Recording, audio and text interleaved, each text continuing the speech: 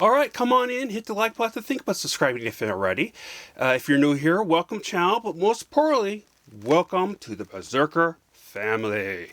And I am sorry that I took a break. Unfortunately, some health issues came up again this last week, so I didn't put anything out. So this is what I'm putting out today, is the 2026 sci-fi space adventure film called Project Hail Mary, and it is based on a book, which in my opinion, even though I didn't read the book, from what I've been hearing from a lot of people who have read the book, they didn't follow it, which for me personally, someone who doesn't read the books of stuff going into these, or in general, it's not really that big of an issue for me. It's just more of an entertainment piece for me. But this is the plot of it.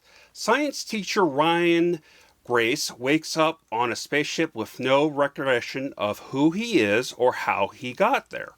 As his memory slowly returns, he soon discovers he must solve the riddle behind a mysterious substance that's causing the sun to die out. Here's some of the cast.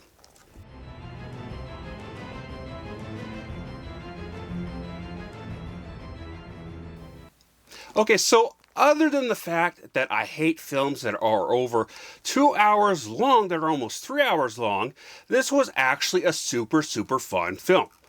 It's that awkward type of comedy. I was actually surprised there was any in general in here, but there is awkward comedy in here. And honestly, when it started beginning for the first 40 some minutes or so, I wasn't necessarily feeling it, but it does get to the point where you get used to it, and it's also it comes together. It was really fun. And it could also just be I've just been having a bad mood lately, and that affects my thoughts on stuff. So I stopped and then rewatched it, and it got back to it, and it was as different take on it. It just depends on how I feel, and I think that's anyone.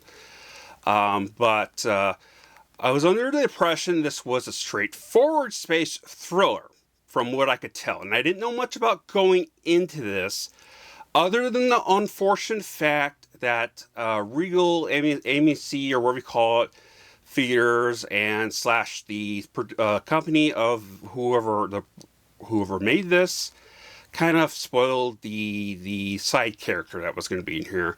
And I'm not going to spoil it for you, but yeah. How they did it in the story would have been, the reveal would have been a lot more impactful if they didn't do that, but it was obviously greed, to be honest, from doing that. But it was very well mixed with the drama aspect. This also made this film, in my personal opinion, stand out when it came to, like, say, every some years we get these huge blockbuster space films that are disaster or something like that, like Interstellar, and that one with I can't remember her name, but had George Clooney in it, and then there was Mars with Matt Damon, and those were all good. Those were all serious though, and to me this stand out because of the comedy, and again it was mixed in. So it wasn't like technically overbearing the whole time. In the beginning it was again, but it definitely does kind of start to slow mix in with it. Now there was times the camera angles was really awesome looking to see, just showing you the scale of how huge the set pieces are, which were amazing, and how empty alone you were in space. But I personally didn't care for the slow spin camera screen transitions.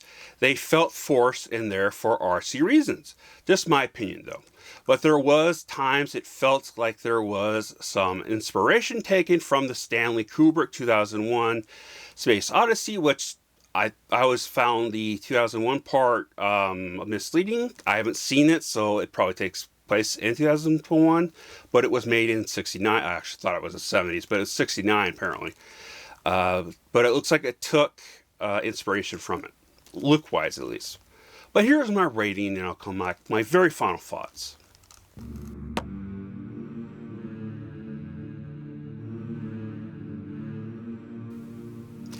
As I've said in the beginning, I'm not a fan of super long films. For the most part, they don't always feel, like they should be that long because they kind of feel like they have filler. And I will say there is definitely some scenes that could have been shortened. Even though there was like one in space that I actually it was really fun, but it just from a writing standpoint, filmmaking, it could have been shortened. But there's a lot of like that. But it either way, it was very uh, fun film, very very fun film. It had it's definitely a lot of moments. It had a lot of everything, a lot of stuff into it. It wasn't just like a straight comedy. It had comedy kind of mixed in there, and it was more of the awkward comedy character.